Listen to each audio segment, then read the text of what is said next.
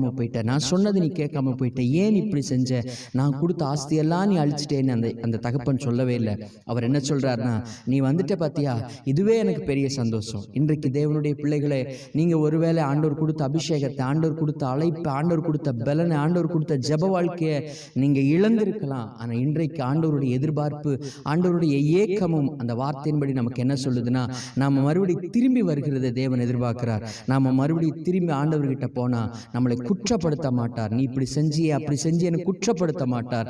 திரும்பி ஆண்டவர்கிட்ட போகும்போது நம்மளை பலப்படுத்தி தட்டி எழுப்பி மீண்டும் முன்னிலைமையிலும் பின்னிலைமை, யோபினுடைய பின்னிலைமை ஆசீர்வாதமாய் இருந்ததை போல மீண்டும் நமக்கு பலனை கொடுத்து, மீண்டும் நமக்கு ஆசீர்வாதத்தை கொடுத்து, மீண்டும் அவருடைய பிள்ளையாய் நம்மளை நடக்க வைப்பார். ஆனால் இன்றைக்கு ஆண்டவருடைய பெரிய எதிர்பார்ப்பு என்னன்னா, நாம திரும்பி போறதுக்கு நாம் ஆயத்தமானால் நம்மளை எழுப்புவதற்கு தேவன் உண்மையுள்ளவராய் இன்றைக்கும் ஆவலோடு இருக்கிறார்.